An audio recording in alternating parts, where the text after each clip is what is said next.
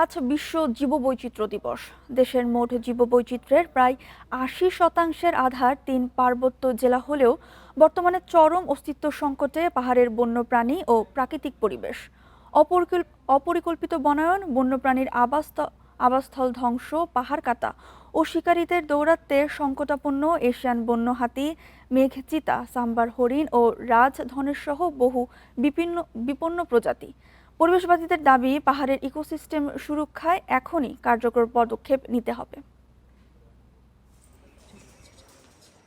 দেশের জীববৈচিত্র্যের অন্যতম প্রধান চারণভূমি পার্বত্য চট্টগ্রাম, কিন্তু প্রতিনিয়ত বন উজাড়, আবাসস্থল ধ্বংস ও তীব্র খাদ্য সংকটে দিন দিন বিপন্ন হয়ে উঠছে বন্যপ্রাণীর জীবন।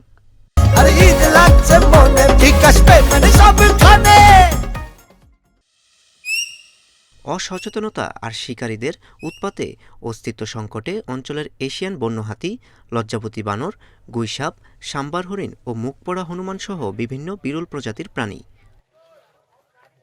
সংশ্লিষ্টরা বলছেন, এই ধ্বংসযজ্ঞ অব্যাহত থাকলে হুমকিতে পড়বে পুরো অঞ্চলের প্রাকৃতিক ভারসাম্য।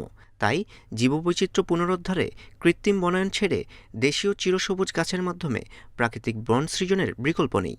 বিগত কয়েক বছর যাবৎ এখানে যে বন্যপ্রাণীর আবাসস্থল ধ্বংস হয়েছে, বনভূমি উজাড় হওয়ার ফলে তারা বিপন্নতার মুখে পড়েছে এবং তাদেরকেও ফিরিয়ে আনার জন্য কিংবা পুনরুদ্ধারের জন্য এখানে প্রাকৃতিক বন সংরক্ষণ করা জরুরি এবং প্রাকৃতিক বনকে পুনরুদ্ধার করতে হবে। এদিকে পাহাড়ের ইকোসিস্টেম বা বাস্তুতন্ত্র রক্ষায় বন উজাড় ও নির্বিচারে পাহাড় কাটা বন্ধে কঠোর আইন প্রয়োগের দাবি পরিবেশবাদীদের। খাগড়াছড়িতে চারিদিকে পাহাড় কাটা ধুম লেগেছে এবং এগুলো দিনের বছর করে বছর চলতেছে।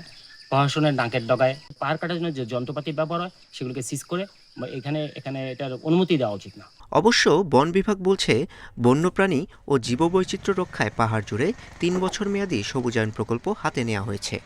আমরা আমাদের পক্ষ থেকে বন্যপ্রাণী এবং বনের জীববৈচিত্র্য রক্ষা থেকে যত রকম কার্যক্রম গ্রহণ করা দরকার, যেভাবে এই বনটাকে সমৃদ্ধ করার প্রচেষ্টা নেওয়া যাবে সেটা করছি।